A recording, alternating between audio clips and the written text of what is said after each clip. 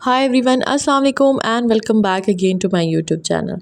आज का जो हमारा टॉपिक है हम सभी के लिए बहुत फ़ायदेमंद है, तो ये सारी डिस्कशन आपने ध्यान से सुननी है। बहुत सारी चीज़ें आपके साथ ऐसे डिस्कस करूँगी जो कि आपको लॉन्ग टर्म में बेनिफिट देने वाली हैं। तो जब आप 30s में आ जाते हैं ना, यानी जब आप कह लें कि अपना 25 क्रॉस कर लेते हैं, तो उसके बाद आपका जो मेटाबॉलिज़्म है वो स्लो हो जाता है।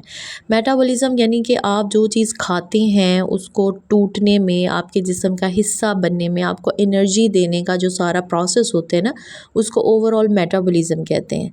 तो एज बढ़ने के साथ साथ ये प्रोसेस हमारा स्लो डाउन होता जाता है और उसका रिज़ल्ट क्या निकलता है कि हम अपनी बॉडी के अंदर ज़्यादा सारे फैट्स, बहुत सारी चर्बी स्टोर करना शुरू कर देते हैं। और ख़वातीन ख़ास तौर पे जब मोटापे का शिकार होती हैं तो इसके साथ साथ और बहुत सारे मसले मसाइल शुरू हो जाते हैं। हार्मोनल मसले शुरू हो जाते हैं, डायबिटीज़ के इश्यूज स्टार्ट हो जाते हैं, ब्लड प्रेशर का जो है वो मसला बन जाता है, और फिर हम जो है वो फ़ैट लॉस या वेट लॉस की तरफ चल पड़ते हैं। और जब हमें प्रॉपर नॉलेज ही ना हो कि हमने अपना वेट किस तरह से मैनेज करना है, तो अक्सर हम अनहेल्दी अप्रोचेज़ इस्तेमाल करते हुए अपना जो फ़ैट है उसको बर्न तो करवाते ही करवाते हैं, बट इसके साथ साथ हमारी बॉडी की जो एनर्जी है वो ख़त्म होना शुरू हो जाती है।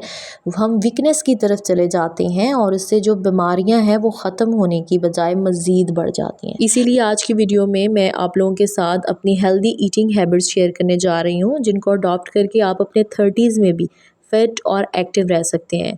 क्योंकि मेरा ये मानना है कि वेट आपका इतना मैटर नहीं करता जितनी कि आपकी बॉडी की एनर्जी मैटर करती है।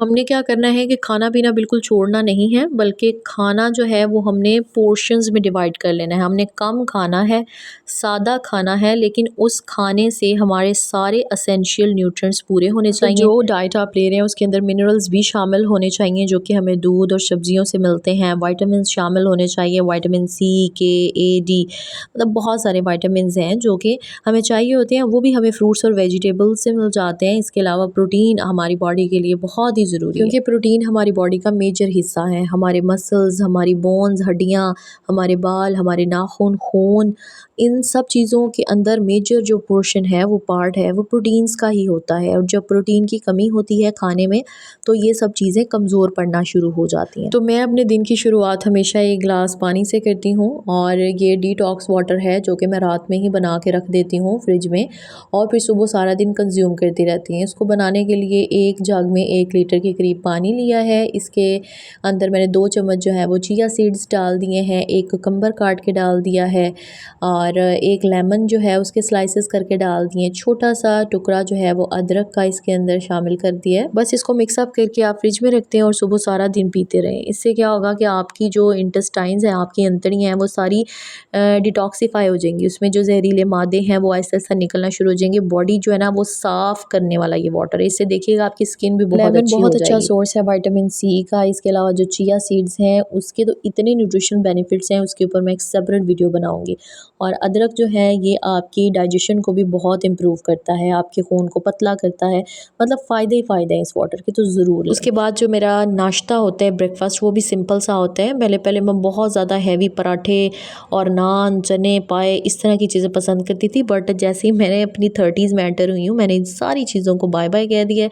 अब यूजुअली मेरे ब्रेकफास्ट में क्या होता है कि मैं एक स्लाइस ब्राउन ब्रेड का ले लेती हूँ, साथ में 2 अंडे जो हैं वो फ्राई करके ले लिए, 1 कप चाय का, एंड दैट्स इट। ये मेरा नाश्ता हो गया। प्लेट देखकर ये अंदाज़ा मत कीजिएगा कि ये सारे स्लाइसेस मैं ही खाऊंगी, मैं तो सिर्फ एक ही लेती हूँ, बाकी बच्चे साथ में होते हैं तो बाज़ दफ़ा वो भी खा लेते हैं। तो नाश्ता करने के जी फ़ौरन बाद जनाब हमारी जो है वो दोपहर के खाने की तैयारियां स्टार्ट हो जाती हैं। दोपहर का खाना 12-1 बजे तक हमारा रेडी हो जाता है, और दोपहर के खाने से पहले जो है वो मैं एक सीजनल फ्रूट लाजमी खाती हूँ। वो चाहे मैं अमरूद खा लूँ, चाहे आजकल नाशपाती आई हुई है ये खा रही हूँ, या आड़ू खा लूँ। अमरूद जो है ये विटामिन सी का इतना रिच सोर्स है, जो चाहता है ना कि वो बूढ़ा ना हो तो अमरूद को अपनी डाइट के अंदर लाजमी शामिल कर लें।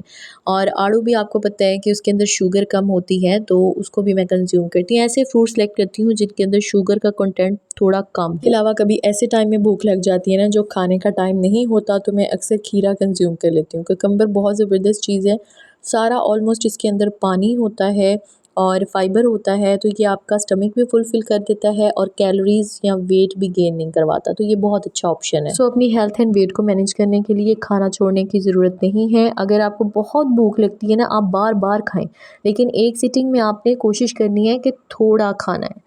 उसके बाद ये कि मैं दोपहर में लंच की बात कर लूँ, तो जो भी घर में सालन वगैरह बना होता है, चाहे गोश्त बना है या सब्ज़ी बनी है या दाल बनी है, तो उसके साथ सैलड मस्ट होता है, ठीक है।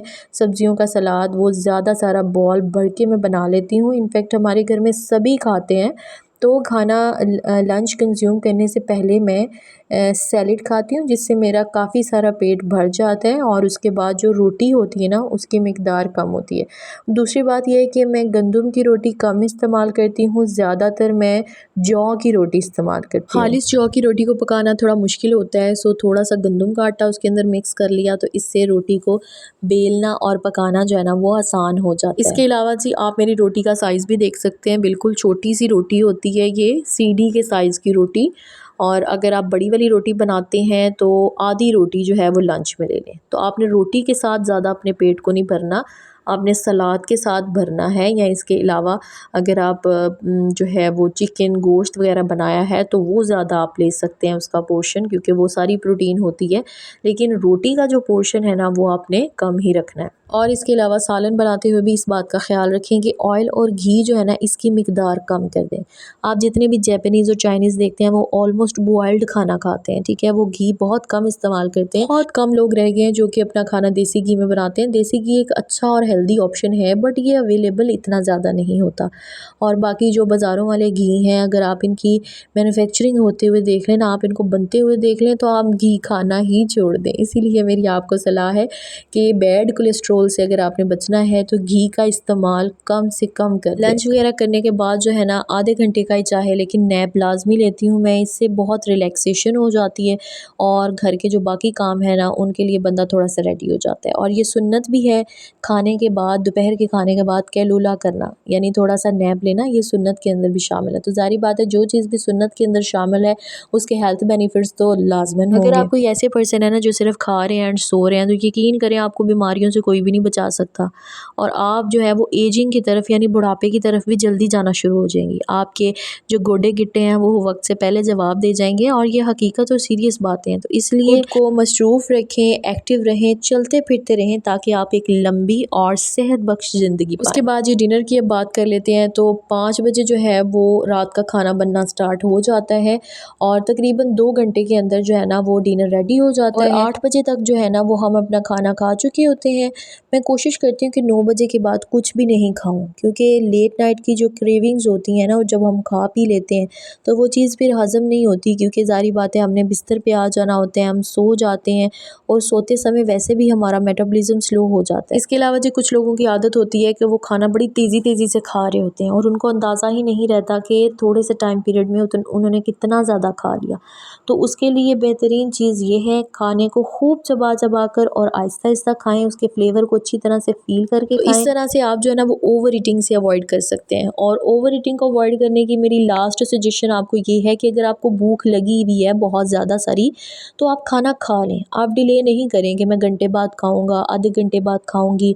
ये जो डिले है, इंतज़ार है, ये फिर आपसे ओवर ईटिंग करवाता है। उसके बाद ही अगर आप अपने 30s में पहुँच चुके हैं ना, तो आपने 1 गिलास दूध को अपनी डाइट के अंदर लाजमी शामिल करना है, अगर आप चाहते हैं कि आपकी हड्डियाँ बच जाएँ, ठीक है।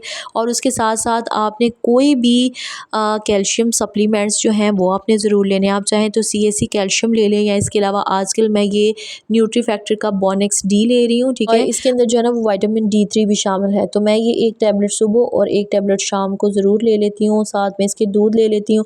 दूध की टाइमिंग आपने खुद ही सेट करनी है। आप चाहें तो इसको रात को सोने से पहले ले लें, आप चाहें तो इसको शाम के टाइम में ले लें, आप चाहें तो आप इसको अर्ली मॉर्निंग भी ले सकते हैं। और दूध के अंदर ऑलरेडी मिल्क शुगर ऐड होती है, सो आपको मज़ीद चीनी डालने की ज़रूरत नहीं। और यही थी जी मेरी आज की वीडियो। उम्मीद करती हूँ आप लोगों के लिए हेल्पफुल रही होगी। अगर आपको कोई भी पॉइंट अपने लिए पसंद आया हो तो मेरी वीडियो को लाइक लाजमी कर दीजिएगा।